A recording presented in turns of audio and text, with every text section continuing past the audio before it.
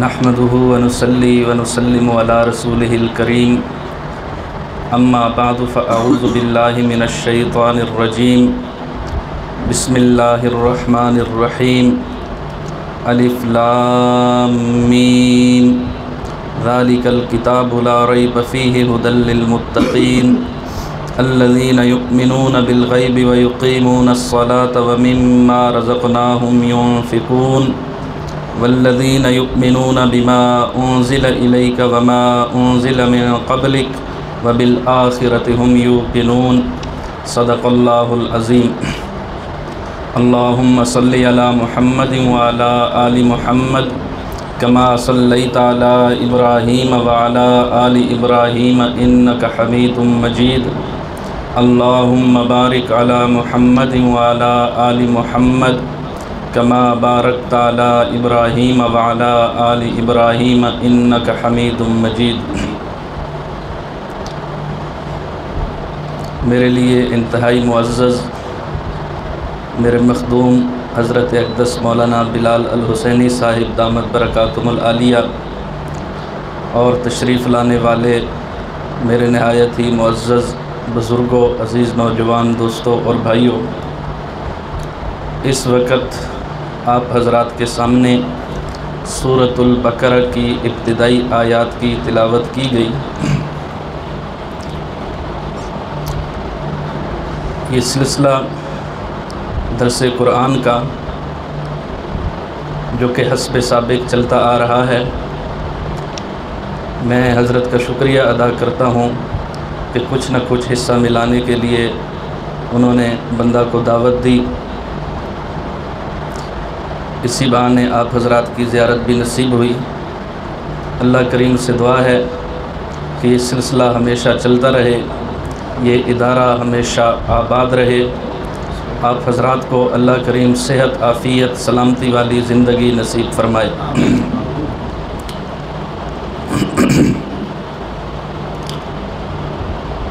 سورۃ البقرہ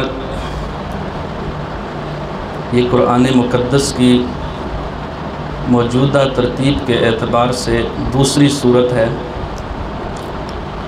اور یہ قرآن مقدس کی سب سے بڑی سورت ہے۔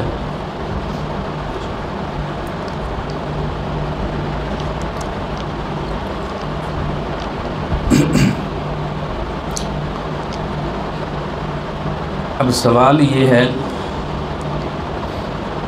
کہ اللہ کریم نے قرآن مقدس کو نازل فرمایا تو سب سے پہلی جو آیات نازل ہوئیں، اقرأ بسم ربک الذی خلق خلق الانسان من علق، تو سب سے پہلی وحی میں یہ آیات نازل ہوئیں۔ لیکن اس کے باوجود ہم قرآن مقدس کو جب کھولتے ہیں تو سب سے پہلے قرآن مقدس میں جو ہمیں سورت نظر آتی ہے وہ سورۃ الفاتحہ، اور دوسرے نمبر پر جو سورت ہے وہ سورۃ البقرہ ہے۔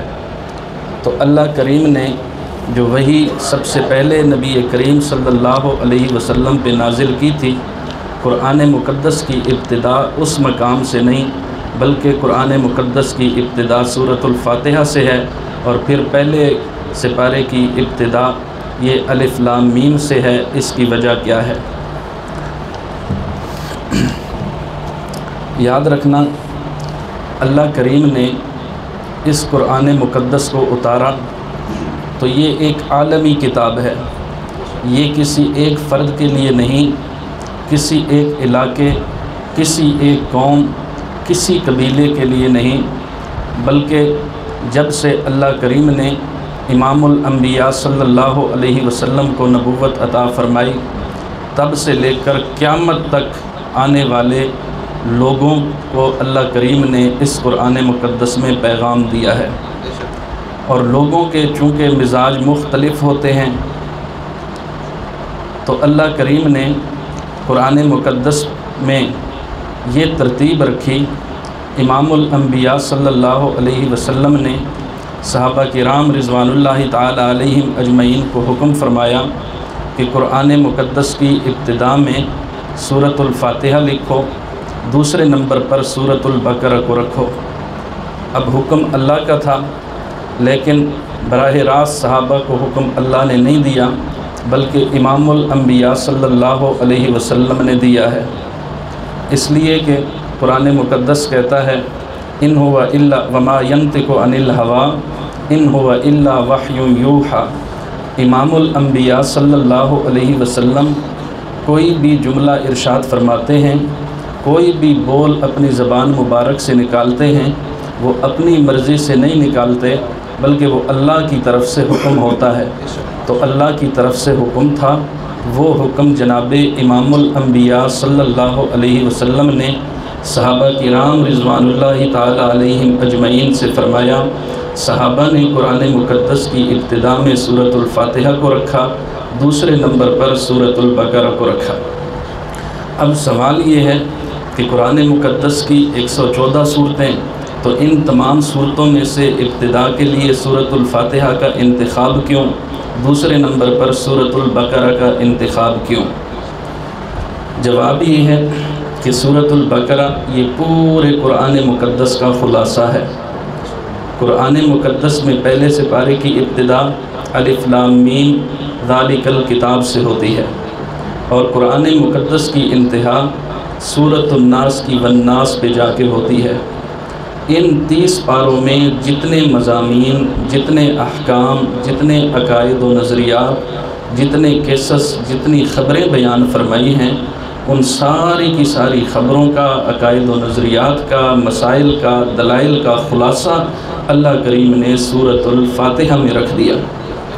جب پورے قرآن مقدس کا خلاصہ سورۃ الفاتحہ بنی تو اس کو قرآن مقدس کی ابتدا میں رکھا، تاکہ پڑھنے والے اور سمجھنے والے کے ذہن میں پورے قرآن کا خاکہ ایک دفعہ بیٹھ جائے، اور کچھ نہ کچھ اس کو ادراک ہو جائے کہ جس قرآن کو میں شروع کرنے لگا ہوں وہ کتنی عظیم الشان کتاب ہے، اور کتنے عقائد، مسائل، دلائل، واقعات، قصص اپنے اندر لیے ہوئے ہیں۔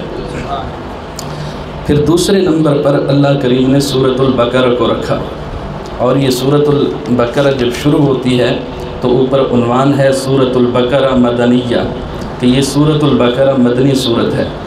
قرآن مقدس میں بعض صورتیں مکی صورتیں ہیں اور بعض صورتیں مدنی صورتیں ہیں۔ عام طور پہ عوام الناس کے ذہن میں یہ بات ہوتی ہے اور مشہور ہے کہ جو صورتیں مکہ میں نازل ہوئیں وہ مکی ہیں، اور جو صورتیں مدینہ میں نازل ہوئیں وہ مدنی صورتیں ہیں۔ حالانکہ ایسی بات نہیں ہے، بلکہ جو صورتیں نبی کریم صلی اللہ علیہ وسلم کی مدینہ کی طرف ہجرت کرنے سے پہلے 13 سال کے عرصے میں نازل ہوئیں، کیونکہ اللہ کے نبی صلی اللہ علیہ وسلم کی کل عمر کتنی ہے جی؟ 63 سال۔ تو 40 سال میں امام الانبیاء صلی اللہ علیہ وسلم کو نبوت ملی۔ نبوت ملنے کے بعد 13 سال تک امام الانبیاء صلی اللہ علیہ وسلم نے مکہ میں گزارے، اور پھر آخری 10 سال اللہ کے نبی صلی اللہ علیہ وسلم نے مدینہ میں گزارے۔ تو یہ 13 سال جو ہجرت مدینہ سے پہلے تھے، ان 13 سالوں میں جو بھی صورت نازل ہوئی وہ صورت مکی کہلاتی ہے، چاہے وہ مکہ میں رہتے ہوئے نازل ہوئی، چاہے وہ مکہ کے مضافات میں نازل ہوئی، چاہے وہ کسی چھوٹے سفر میں نازل ہوئی، چاہے وہ طائف کی وادیوں میں نازل ہوئی، یہ ساری کی ساری آیات یا مکمل صورتیں جو ان 13 سالوں میں نازل ہوئیں، ان صورتوں کو مکی صورتیں کہتے ہیں۔ اور مدنی صورتیں ان صورتوں کو کہتے ہیں جو ہجرت مدینہ کے بعد نازل ہوئیں 10 سال کے عرصے میں۔ اب خواہ وہ مدینہ کے وسط میں نازل ہوئیں، خواہ وہ مسجد نبوی میں نازل ہوئیں، خواہ وہ حجرہ رسول میں امی عائشہ صدیقہ کے گھر میں امی عائشہ کے بستر پر، یا مدینہ کی دیگر گلیوں میں نازل ہوئیں، یہ ساری کی ساری صورتیں یا آیات کے ٹکڑے یہ مدنی کہلاتے ہیں۔ اب مکی اور مدنی صورتوں میں تھوڑا سا فرق ہے، تلاوت کے اعتبار سے نہیں، احکام کے اعتبار سے، کیونکہ جب امام الانبیاء صلی اللہ علیہ وسلم دنیا میں تشریف لے آئے، جہالت کا دورہ تھا، اسلام سے بالکل ناواقف اور جاہل ترین قسم کے لوگ تھے۔ سب سے پہلے ان کے بنیادی عقائد و نظریات کے اصلاح کی ضرورت تھی، اور سب سے بنیادی عقیدے وہ 3 ہیں نمبر 1 توحید، نمبر 2 رسالت، نمبر 3 قیامت۔ یہ 3 عقیدے سب سے بنیادی عقیدے کہلاتے ہیں۔ تو ان 3 عقیدوں کے اصلاح کی ضرورت تھی، اس لیے اللہ کریم نے امام الانبیاء صلی اللہ علیہ وسلم کو ابتدائی 13 سال تک جو قرآن مقدس عطا فرمایا وہ قرآن مقدس مکی تھا، اور اس میں عموماً یہ 3 چیزیں ہیں: توحید، رسالت اور آخرت۔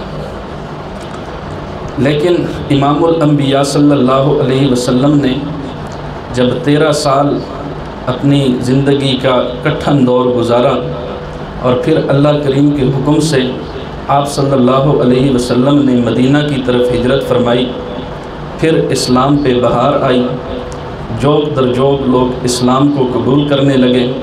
پھر اللہ کریم نے اس 10 سال کے عرصے میں آپ صلی اللہ علیہ وسلم پر جو صورتیں نازل فرمائیں ان کو مدنی صورتیں کہتے ہیں۔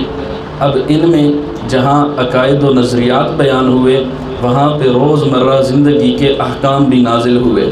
کہیں پہ جہاد کا حکم، کہیں پہ زکوٰۃ کا حکم، کہیں پہ سود کو حرام کیا جا رہا ہے، کہیں پہ شراب کی حرمت کا حکم لگ رہا ہے، اور کہیں آپ صلی اللہ علیہ وسلم امر فرما رہے ہیں، کہیں آپ صلی اللہ علیہ وسلم نہیں فرما رہے ہیں۔ تو خلاصہ یہ ہے کہ 13 سالہ مکی زندگی میں مختصر چیزیں تھیں: عقیدہ توحید، عقیدہ رسالت اور عقیدہ آخرت، اور اس کے بعد جب آپ صلی اللہ علیہ وسلم کی مدنی زندگی شروع ہوئی تو وہ تمام ضروریات دین جنہوں نے قیامت تک باقی رہنا تھا اللہ کریم نے مدنی صورتوں میں آپ صلی اللہ علیہ وسلم کے ذریعے قرآن مقدس میں نازل فرما دیا۔ اب جب قرآن مقدس کی ترتیب کی باری آئی تو اللہ کریم نے قرآن مقدس کی ابتدا میں مکی صورتوں کو نہیں رکھا بلکہ مدنی صورتوں کو رکھا ہے، تاکہ قرآن مقدس کو سمجھ کر پڑھنے والا یہ سمجھ جائے کہ میری زندگی میں اللہ کریم کی طرف سے کون کون سے احکامات اور کون کون سے مسائل میری طرف متوجہ ہیں، میں نے کس طرح زندگی گزارنی ہے۔ تو یہ تمام چیزیں چونکہ مدنی صورتوں میں ہوتے ہیں، اس لیے قرآن مقدس کی ابتدا میں اللہ کریم نے سورۃ البقرہ مدنی صورت میں رکھا، جس میں لاتعداد مسائل بیان ہوئے۔ مفسرین کے مطابق مفتی اعظم پاکستان مفتی محمد شفیع عثمانی رحمہ اللہ فرماتے ہیں کہ سورۃ البقرہ میں 1000 اوامر ہیں، 1000 اللہ کے احکامات ہیں، 1000 نواہی ہیں، یعنی وہ کام جن سے اللہ نے منع فرمایا ہے۔ اسی طرح 1000 واقعات اور خبریں ہیں۔ تو یہ بعض انتہائی مختصر ہیں اور بعض تفصیلی اور طوالت والی بھی ہیں۔ تو اللہ کریم نے قرآن مقدس کی ابتدا مدنی صورت اور سورۃ البقرہ سے کیوں فرمائی؟ تاکہ قرآن مقدس کو سمجھ کر پڑھنے والا سمجھ جائے کہ میں اللہ کا بندہ ہوں اور میں شریعت پہ کاربند ہوں، پوری شریعت پہ میں نے عمل کرنا ہے اور پوری شریعت مجھے قرآن مقدس سے ملے گی۔ نمبر 2، اس سورت کا نام سورۃ البقرہ ہے۔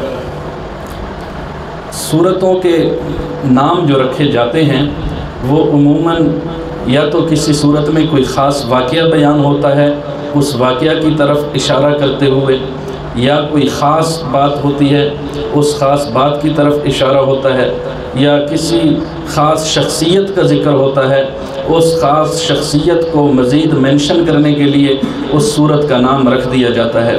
تو سورۃ البقرہ، بقرہ گائے یا بیل کو کہتے ہیں جب عام لفظ بولا جائے، اور اگر تعیین کرنی ہو تو پھر گائے کے لیے بقرہ کا لفظ عربی میں استعمال ہوتا ہے اور بیل کے لیے ثور کا لفظ فا کے ساتھ یہ لفظ استعمال ہوتا ہے۔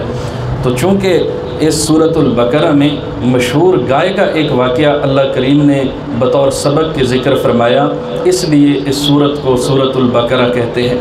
وہ گائے کا واقعہ میں مختصراً اشارہ کرتا ہوں۔ بنی اسرائیل حضرت موسیٰ علیہ السلام کے زمانے میں چند بھتیجوں نے یا چند چچا زاد بھائیوں نے عامیل نامی آدمی کو قتل کر دیا۔ یہ عامیل نامی آدمی یا چند چچزاد بھائیوں کا چچزاد بھائی تھا یا چند بھتیجوں کا چچا تھا۔ ان کو قتل کر دیا اس لیے کہ اس کی جائیداد زیادہ تھی، تو انہوں نے آپس میں مشورہ کیا کہ اس کو قتل کر دیتے ہیں مل کر، تو اس کی جائیداد زیادہ ہے، اس پہ قبضہ کر لیں گے۔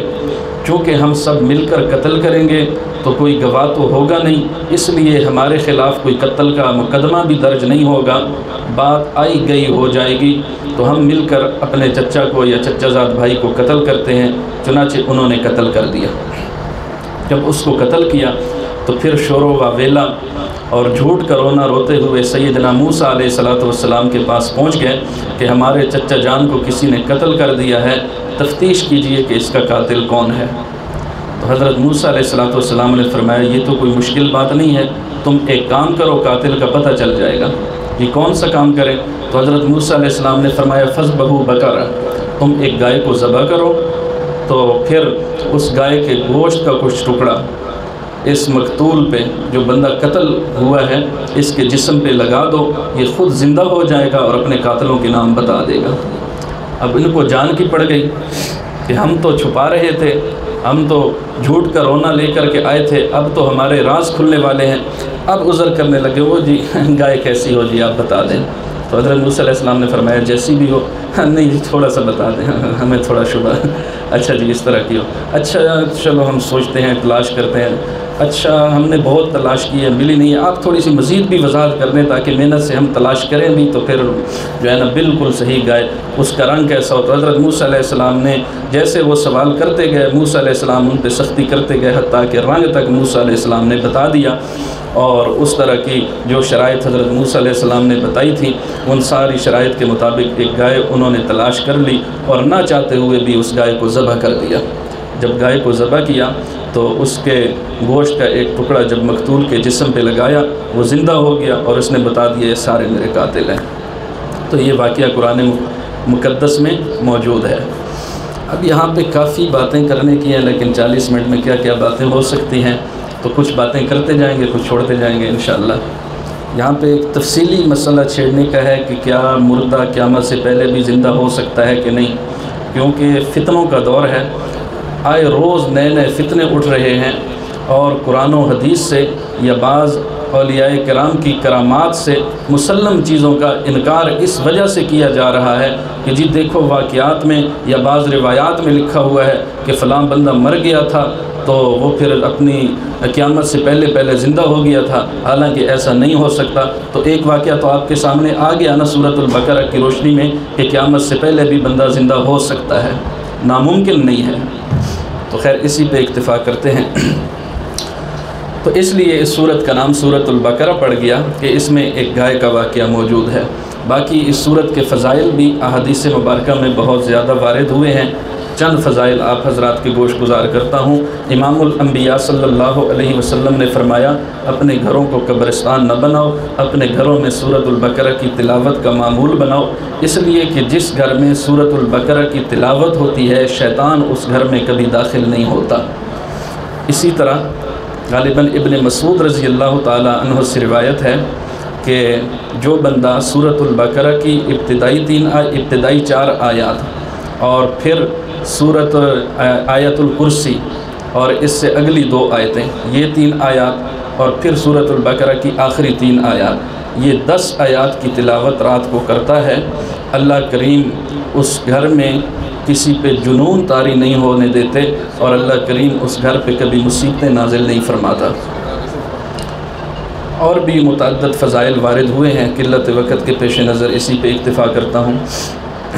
یہ سورۃ البقرہ، اس میں اتنے مسائل ہیں اور اتنے عقائد و نظریات کا بیان ہے، اتنے واقعات اور اتنی خبریں ہیں کہ سیدنا فاروق اعظم رضی اللہ تعالی عنہ نے جب اس قرآن مقدس کی سورۃ البقرہ کو سمجھنا شروع فرمایا تو اس پہ 12 سال لگ گئے۔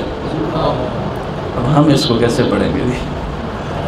اور حضرت عبداللہ بن عمر رضی اللہ تعالی عنہ نے سورۃ البقرہ کے سمجھنے پہ 8 سال لگائے۔ تو ہمارے پاس وقت بہت مختصر ہے، دعا کرتے ہیں اللہ کریم ہمارے اوقات میں برکتیں ڈالے اور اللہ کریم آسانی سے سمجھنے سمجھانے کی توفیق نصیب فرمائے۔ اس सूरत की इब्तिदा हरूफ मुक़त्तात से है, अलिफ लाम मीम। ऐसी सूरतें, ऐसी आयात कुरान मुक़द्दस में मुतअद्दद मकामात पे आई हैं, जैसे हामीम, अलिफ लाम मीम स्वाद, इनको कहते हैं हरूफ मुक़त्तात। नुज़ूल के ज़माना से लेकर क़यामत तक इनका माना हतमी और यकीनी न किसी ने बयान किया है और न क़यामत तक कोई बयान कर सकता है। इसलिए बहुत ज़्यादा इख्तिलाफ़ात भी तफासिर में वारिद हुए हैं और इसी तरह मुफस्सिरीन ने अपने नुक्ता नज़र को बयान किया है और बाज़ हज़रात ने समझ के करीब करने के लिए कुछ न कुछ मानी भी इनके बयान किए हैं, लेकिन जमहूर मुफस्सिरीन का नज़रिया और मौक़िफ़ ये है कि ये अल्लाह और उसके रसूल सल्लल्लाहु अलैहि वसल्लम के दरमियान राज है, इसका हतमी और यकीनी माना कोई नहीं जानता। अब सवाल ये है कि जब इसका हतमी और यकीनी माना कोई नहीं जान सका और न क़यामत तक जान सकता है, फिर इसको कुरान मुक़द्दस में ज़िक्र करने की ज़रूरत क्या थी? तो जवाब ये है कि इमामुल अंबिया सल्लल्लाहु अलैहि वसल्लम ने फरमाया, जो बंदा कुरान मुक़द्दस की तिलावत करता है तो कुरान मुक़द्दस की तिलावत के हर हर्फ के बदले में उसको 10 नेकियां मिलती हैं। और फिर आप सल्लल्लाहु अलैहि वसल्लम ने फरमाया, मैं ये नहीं कहता कि अलिफ लाम मीम एक हर्फ है, बल्कि मैं कहता हूँ अलिफ एक हर्फ है, लाम एक हर्फ है, मीम एक हर्फ है, तो ये 3 हर्फ हुए। इन 3 हरूफ पे अल्लाह करीम 30 नेकियां अता फरमाता है। तो अब माना कोई जानता हो या ना जानता हो, इस पे 30 नेकियां मिलती हैं। और बाद मुफस्सिरीन फरमाते हैं कि ये 3 हरूफ नहीं बल्कि ये 9 हरूफ बनते हैं, इसलिए कि अलिफ में कितने हर्फ आ गए? हमज़ा, लाम, फ़ा, ये 3। लाम में 3 आ गए, लाम, अलिफ और मीम, और इसी तरह मीम में मीम, या और फिर मीम, तो ये 9 हर्फ बनते हैं। तो इन पे अल्लाह करीम 90 नेकियां अता फरमाता है। तो अब माना समझ में आए या ना आए, कुरान मुक़द्दस की तिलावत की वजह से ये फिर भी सवाब से खाली नहीं है, नेकी से खाली नहीं है। इसलिए अल्लाह करीम ने ये राज कुरान मुक़द्दस में बयान फरमाए हैं। फरमाया ज़ालिकल किताबु ला रैब फ़ीहि हुदल लिल मुत्तक़ीन, ये किताब ऐसी है जिसमें कोई शक नहीं और ये डरने वाले लोगों के लिए हिदायत है। अब अरबी ज़बान में 2 लफ्ज़ इस्तेमाल होते हैं, एक है हाज़ा और एक है ज़ालिका। हाज़ा का माना होता है ये, ज़ालिका का माना होता है वो। जैसे हम करीब के लिए इस्तेमाल करते हैं, ये चीज़ बड़ी है, और दूर के लिए हम कहते हैं वो चीज़ बड़ी है। तो ये चीज़ जब कहनी हो तो अरबी में हाज़ा, और वो चीज़ कहनी हो तो अरबी में ज़ालिका कहते हैं। तो कुरान मुक़द्दस तो सामने है, हम इसकी तिलावत कर रहे हैं, तो अल्लाह करीम को यहाँ पे कहना चाहिए था हाज़ल किताबु ला रैब फ़ीह, हमारी समझ के मुताबिक। लेकिन अल्लाह करीम ने हाज़ल किताब नहीं फरमाया, बल्कि अल्लाह ने फरमाया ज़ालिकल किताबु ला रैब फ़ीह, वो किताब बड़ी अजीम व शान है। ये अल्लाह करीम ने ज़ालिका यानी वो क्यों फरमाया? 2 जवाब। कुरान मुक़द्दस की हर आयत का दूसरी आयत के साथ गहरा रबत होता है, हर रुकू का दूसरे रुकू के साथ भी रबत होता है, हर पारे का दूसरे पारे के साथ भी रबत होता है, और हर आयत का दूसरी आयत के साथ भी रबत होता है, सूरत का सूरत के साथ भी रबत होता है। तो कुरान मुक़द्दस में सूरतुल बकरा से पहले सूरत फ़ातिहा है, और सूरतुल फ़ातिहा में अल्लाह करीम ने ईमान वालों को एक दुआ सिखाई, इहदिनस सिरातल मुस्तकीम, ऐ अल्लाह हमें सीधा रास्ता दिखा, हमें सिराते मुस्तकीम दिखा। तो अब वो सिराते मुस्तकीम कौन सा है? अल्लाह ने फरमाया ज़ालिकल किताबु ला रैब फ़ीह, ये इस किताब में है जिसमें कोई शक नहीं है। तो इसलिए हाज़ा नहीं फरमाया बल्कि ज़ालिका फरमाया। नंबर 2, ये कुरान मुक़द्दस का नुज़ूल 2 मरतबा हुआ है। एक मरतबा अर्श मुक़द्दस से लेकर आसमान तक, बैतुल इज़्ज़त तक अल्लाह करीम ने इसको यक बारगी नाजिल फरमाया, ये सारे का सारा कुरान मुक़द्दस। और फिर आसमान दुनिया, फिर यहाँ दुनिया तक अल्लाह करीम ने इस कुरान मुक़द्दस को 23 साल के अरसे में तदरीजन थोड़ा थोड़ा ज़रूरत के मुताबिक नाजिल फरमाया। जितनी ज़रूरत होती अल्लाह करीम कुरान मुक़द्दस को नाजिल फरमाते। तो تو اللہ کریم نے اس قرآن مقدس کی طرف اشارہ فرمانا تھا جو دنیا میں ہمارے پاس موجود ہے، تو اللہ کریم نے فرمایا ذالک الکتاب لا ریب فیہ، وہ کتاب شان والا ہے جس کو دنیا والے پڑھیں گے۔ پھر قرآن مقدس کے لیے ہم 3 قسم کے لفظ استعمال کرتے ہیں، کبھی ہم کتاب کہتے ہیں کتاب اللہ، کبھی ہم اس کو قرآن کہتے ہیں، اور کبھی ہم اس کو کلام اللہ بھی کہتے ہیں۔ کلام اللہ کا معنی جس کا تکلم اللہ نے خود فرمایا ہو، قرآن کا مطلب جس کتاب کو بار بار پڑھا جاتا ہو، اور کتاب کا معنی جو لکھی ہوئی ہو۔ اب اس قرآن مقدس کو نازل کرنے سے پہلے اللہ کریم نے اس کا تکلم خود فرمایا، اس لیے اس کو کلام اللہ کہتے ہیں۔ پھر جب امام الانبیاء صلی اللہ علیہ وسلم کے قلب اطہر پر یہ نازل ہو گئی، تو پھر اس وقت سے لے کر آج تک بار بار پڑھی جا رہی ہے اور قیامت تک پڑھی جاتی رہے گی، اس لیے اس کو قرآن کہتے ہیں۔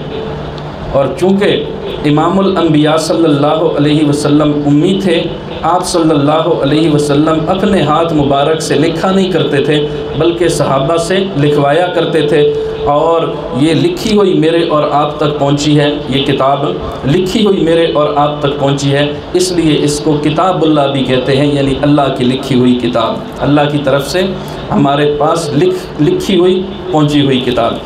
اب یہاں پہ اللہ کریم نے ذالک القرآن بھی نہیں فرمایا، ذالک الکلام بھی نہیں فرمایا، بلکہ ذالک الکتاب فرمایا ہے، اس لیے کہ اللہ کریم کے علم میں تھا کہ لوگ اس کے کلام اللہ ہونے میں شک نہیں کریں گے، لوگ اس کا قرآن ہونے میں بھی شک نہیں کریں گے، بلکہ لوگ شک کریں گے کہ اس کو جن لوگوں نے لکھا ہے وہ معتبر آدمی نہیں تھے، تو اللہ کریم نے لکھنے والوں کی صفائی دے دی، ذالک الکتاب لا ریب فیہ، کہ یہ لکھی ہوئی کتاب یہ بھی شک اور شبہ سے پاک ہے۔ لا ریب فیہ ھدی للمتقین، اس میں کوئی شک نہیں ہے۔ اب سوال یہ ہے، قرآن نے کہہ دیا کہ اس کتاب میں کوئی شک نہیں، حالانکہ یہی پہلا پارہ اللہ فرماتے وَإِن كُنتُمْ فِي رَيْبٍ مِّمَّا نَزَّلْنَا عَلَىٰ عَبْدِنَا فَأْتُوا بِسُورَةٍ مِّن مِّثْلِهِ۔ مشرکین مکہ نے اس میں شک کیا تھا، تو اللہ کریم نے فرمایا تھا اگر تم اس میں شک کرتے ہو اور اس کو کلام اللہ نہیں سمجھتے تو پھر تم اس جیسی ایک صورت تو بنا کر لے آؤ، تو اس میں شک تو ہو گیا، حالانکہ قرآن میں ہے لا ریب فیہ، اس میں شک نہیں ہے۔ جواب یہ قرآن مقدس میں شک نہیں ہے، بلکہ شک کرنے والے کے لوگوں کے ذہنوں میں فطور ہے۔ جیسے شہد میٹھا ہوتا ہے کہ کڑوا ہوتا ہے؟ جی میٹھا، ہر بندے کو میٹھا لگتا ہے، لیکن صفراوی کا جو مریض ہوتا ہے جب اس کو بخار ہو جائے اس کو شہد دو تو وہ شہد کو کڑوا محسوس کرتا ہے۔ تو اب یہ قصور صفراوی کے مریض کا ہے یا شہد کا؟ ایسے ہی ایک بھینگا آدمی ہے، اس کو ہر چیز جو ہے دو نظر آتی ہے، تو اب ہر چیز بھینگے کو دو نظر آنا یہ بھینگے کا قصور ہے یا ان چیزوں کا قصور ہے جو دو نظر آتی ہیں؟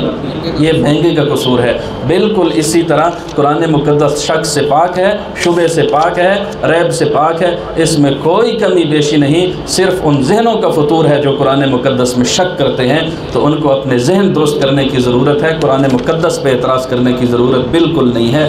آگے اللہ نے فرمایا ھدی للمتقین، یہ ڈرنے والے لوگوں کے لیے ہدایت ہے۔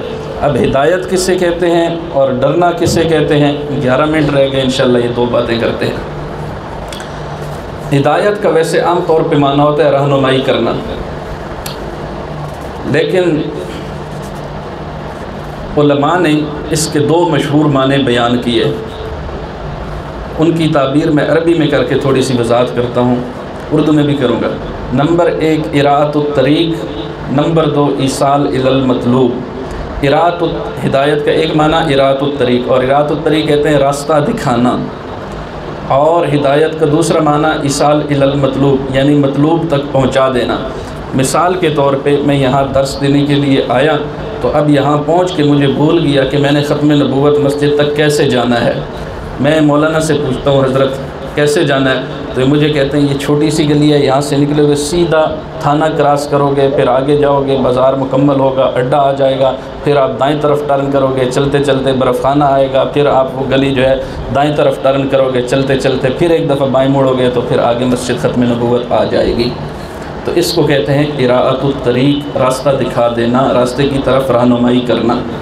اور ایک ہوتا ہے ایصال الی المطلوب، مطلوب تک پہنچا دینا، مقام تک پہنچا دینا۔ میں نے پوچھا حضرت میں آیا ہوں، راستہ بھول گیا ہوں، ختم نبوت مسجد جانا ہے تو کیسے جاؤں؟ وہ کہتے ہیں 1 منٹ ٹھہرو، ایک بچے کو بلاتے ہیں، کہتے ہیں موٹر سائیکل پہ ان کو چھوڑ آؤ۔ وہ مجھے موٹر سائیکل پہ چھوڑ کے ختم نبوت مسجد کے دروازے پہ اتار کے کہتے ہیں یہ ہے ختم نبوت مسجد۔ تو ہدایت کا ایک معنی ہوتا ہے راستہ دکھا دینا، راستے کی طرف رہنمائی کر دینا، اور ایک معنی ہوتا ہے مقام تک پہنچا دینا، مطلوب تک پہنچا دینا۔ تو قرآن مقدس میں بھی یہ لفظ استعمال ہوا کہ قرآن مقدس ہدایت ہے، قرآن مقدس رہنمائی کرتا ہے۔